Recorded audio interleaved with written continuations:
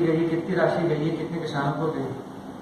सरकार किसानों की है, भारतीय जनता पार्टी की, मुख्यमंत्री किसानों का है।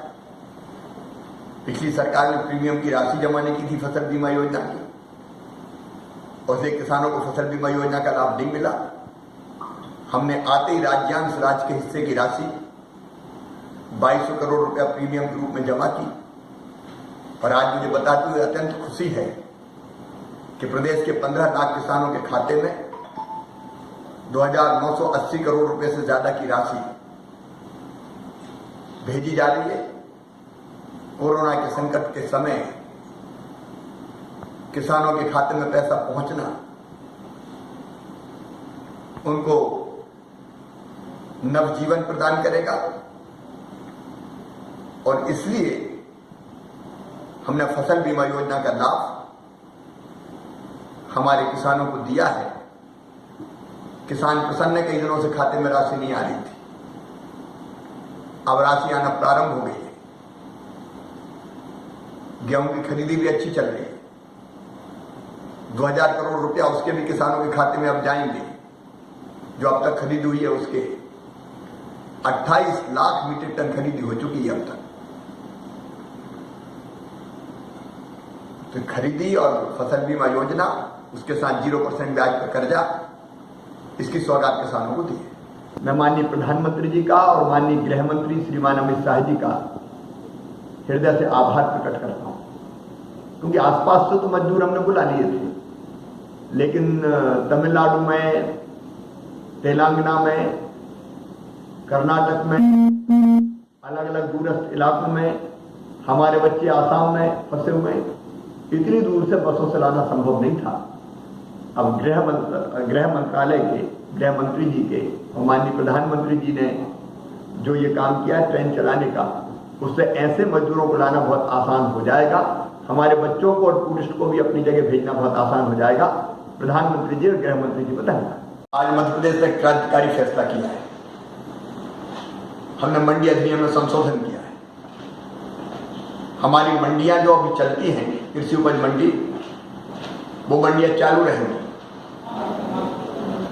लेकिन उसके अलावा अगर कोई चाहता तो निजी मंडी भी स्थापित कर सकेगा, और निजी मंडी स्थापित करके किसानों से कृषि उत्पाद खरीद सकेगा।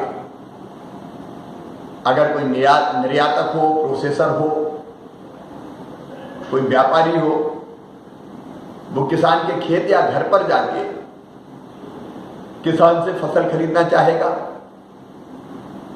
या फल सब्जी खेत पर खरीदना चाहेगा, तो किसान का और उसका सौदा अगर पड़ जाता है तो उसको हमने अनुमति दी कि वो किसान के घर से खरीदे, किसान के खेत से खरीदे, और इसके साथ साथ एक ही लाइसेंस पर पूरे प्रदेश में वो खरीद कर सकेगा। मंडी शुल्क एक स्थान पर ही लगेगा, अलग अलग नहीं लगेगा। किसानों के पास विकल्प मौजूद है। वो चाहे तो समर्थन मूल्य पर बेचे, समर्थन मूल्य पर खरीदी चालू है। वो चाहे तो मंडी में बेचे, मंडी चालू रहेगी, और वो चाहे तो अपनी सुविधा से अपने घर पर बेचे, खेत में बेचे। इससे एक प्रतिस्पर्धा व्यापारियों में होगी, और किसान को प्रतिस्पर्धी रेट मिलेंगे, अच्छे रेट मिलेंगे। फिर हमने ई ट्रेडिंग के लिए भी प्रावधान किया है इसमें।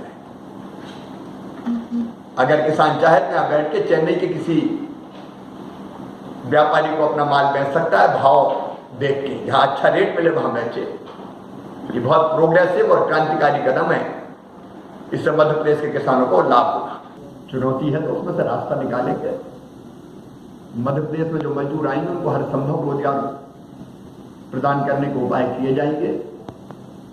मनरेगा में अभी 9 लाख मजदूरों को रोजगार मिला हुआ है मध्य प्रदेश में। हम और जितने रोजगार के लिए काम प्रारंभ हो सकते हैं, वो निर्माण के काम भी तेजी से प्रारंभ करेंगे। कारखाने भी अब खुल रहे हैं, और आज ही मैंने श्रम सुधारों पर चर्चा की है। जल्दी हम लेबर लॉज में ऐसे परिवर्तन कर रहे हैं जिसके कारण नया निवेश भी मध्य प्रदेश में आए और हमारे मजदूर बहनों और भाइयों को रोजगार मिल पाए। मध्य प्रदेश में अब तक 30,000 से ज्यादा मजदूर बाहर से आ चुके हैं।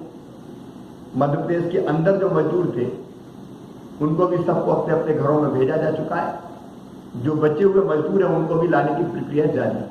इस तरह की खबरें देखने के लिए आप हमारे चैनल को लाइक करके सब्सक्राइब कीजिए और नोटिफिकेशन बेल ऑन कीजिए। धन्यवाद।